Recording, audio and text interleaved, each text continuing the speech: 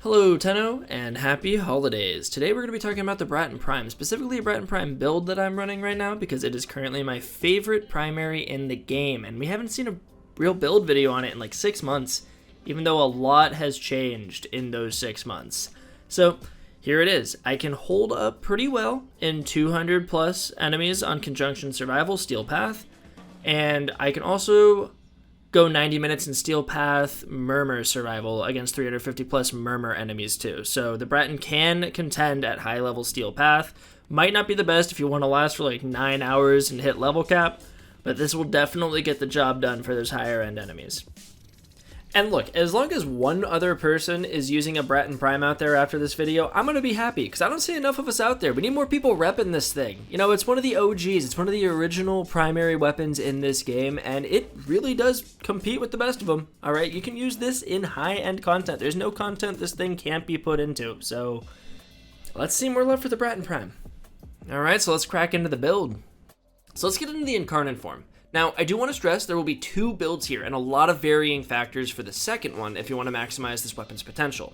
For this first build though, it's going to be quite lazy and it can do it all. Most of you will probably end up using the lazy one honestly, since it just gets the job done fine. And the last one is more for like min-maxing. For this one, we want to run Munitions Grid as our first Incarnon perk. We absolutely want to be taking that increased damage and multi-shot. Don't worry about ammo limitations. As long as you're killing things, you will be fine. And trust me, you will be killing things. Second, we want to run Gunsmoke Pickup from our ammo back on Punch Through. We can throw a shred on the build for both Punch Through and Fire Rate, so this is the definite winner in the lazy build for the second Incarnon perk. And third, we're going to be taking Crit. I used to run the hybrid upgrade here, but the crit one takes this build to another level, and the increase is really small compared to the hybrid, but it just barely pushes us past the 200% crit mark. And with this build, it makes a really noticeable difference. Alright, so let's show off the mods a little bit here. So we're going to talk crit first to justify taking the crit Incarnon. Now, regular Bratton mode has a 30% crit chance, and with Galvanized Scope, that comes out to just about 126% crit chance. Not about, exactly 126% crit chance. Nice, we're always going to be hitting a crit. This really shines because our Incarnon mode has a 48% base, and with Galvanized Scope running at max stacks, this comes out to 202%, which puts us in orange crit range. Now, this is a big deal because we're running Vital Sense, which brings our Incarnon crit multiplier to 7x. Which means our orange crits, which we're going to be hitting almost all the time if we're running at max Galvanized Scope stacks, is going to be hitting for 14x damage. Very strong. Now, I'm also running a few Vigilante mods, so I have a 15% chance to enhance these crits. And what an enhanced crit means is it just brings you to the next crit tier, which means we're going to be hitting red crits, bringing our 7x and then 14x to a 21x. So anytime you hit a red crit, you're going to be doing 21 times your normal damage. Okay, let's talk damage. Galvanized Aptitude, Primary Deadhead. I like Primary Deadhead because it just has an absurdly high time. 24 seconds is a really long buff period, plus grace period to get more stacks, and it also has 30% increase to headshot multiplier.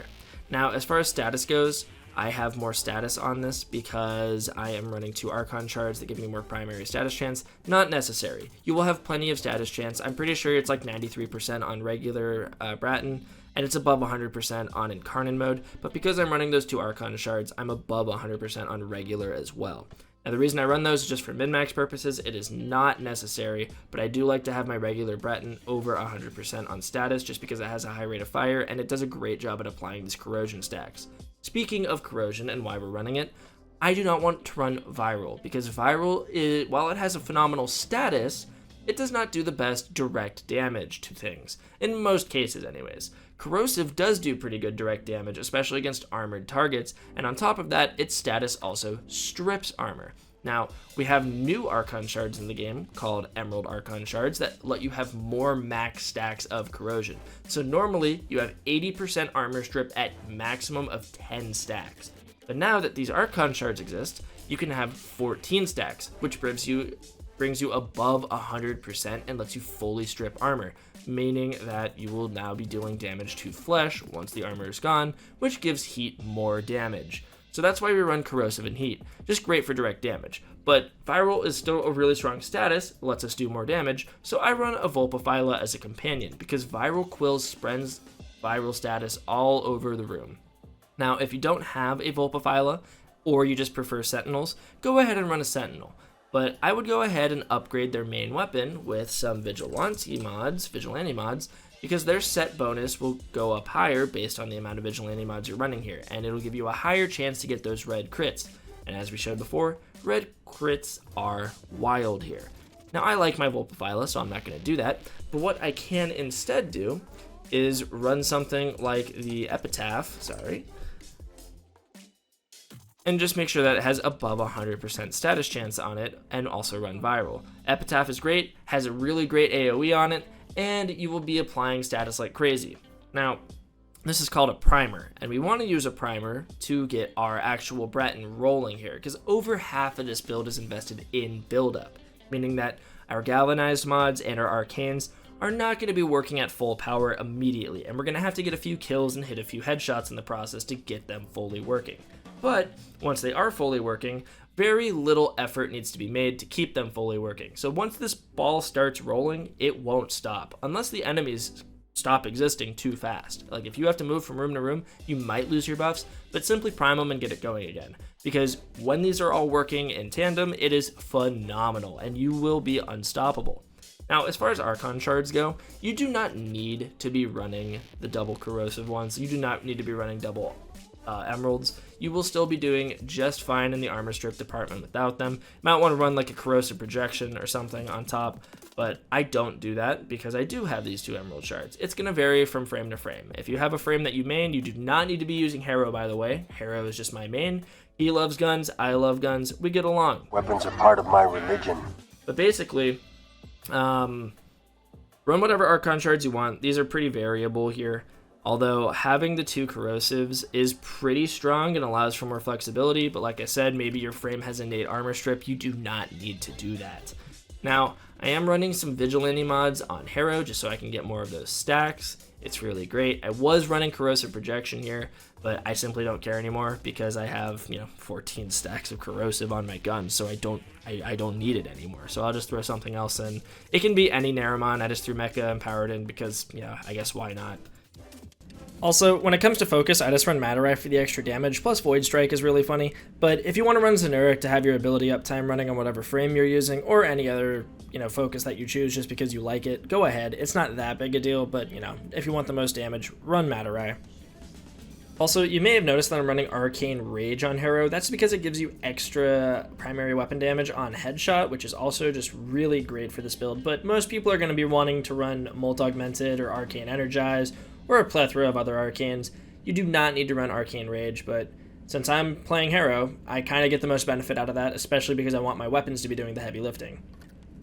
We do also have Rhino's Roar subsumed over our 3. This can happen on any frame and is not Harrow specific, but it adds a lot of extra damage on top of things if you want to do that. And in that scenario, Molt Augmented also does really good because it adds more ability strength. Okay, that's the lazy build. Most people will use this one 90% of the time, including myself, because of the convenience. It will thrive in 99% of the content you do, and unless you really want to push the Bratton to its limits, it's all you're ever going to need. That being said, however, the Bratton can get a little bit stronger with a few changes, and let's mainly talk about Murmur right now, because they are incredibly tanky and they're the new enemy type. So the main differences in this build are going to be that we traded out Shred for Radiated Reload, and we traded out our Heat 6060 for Bane of the Murmur. Now these are pretty big mods to be giving up and replacing. There's a good reason for it. We're going to be feeling the Shred loss a lot more than the Heat loss because we're giving up our Punch Through.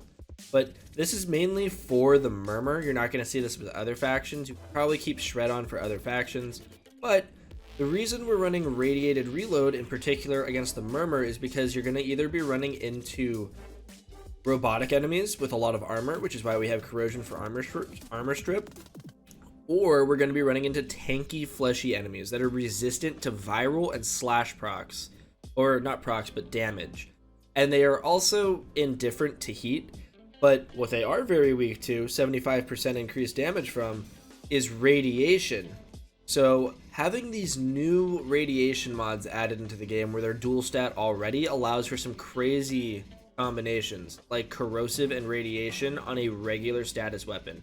Previously, this was only possible if corrosive or radiation were innately on the weapon, but here it is not possible on the Bratton. But because now we have these new radiation mods added in Whisper of the Walls, it is possible. Now, dual status mods are pretty crazy. We can talk about those later, but it seems like it's just kind of opening up like Pandora's box. I can't imagine we're going to get a set with like viral or corrosive on it, because that would be pretty crazy. But if they do go down that route, I'm all for it. It just adds a lot more build potential to the game, in my opinion. But it also adds a lot more power creep. Now, we also gave up our heat for Bane and the Murmur. Banes are extremely strong. For anyone sleeping on Banes, I get it, because who wants to mess around trading out your mods in between every mission and like preparing for what you're going to fight against when you can just have a one build does it all scenario like our lazy build. But Banes provide a substantial buff because their bonus is added on top of every other mod. So we are getting an additional 33% on top of, like, after all the damage calculations are put into effect already while we're dealing damage. Rhino's Roar also works this same way. So if you're running a Bane mod, you don't have to subsume Rhino's Roar on top of it, but they will stack. So if my Rhino's Roar gives me 40% increased damage and Bane of the Murmur is giving me 33% increased damage, those will actually stack together because they're considered to be the same in the game's calculations. So it'll end up being a 73% increase to damage. It's really strong.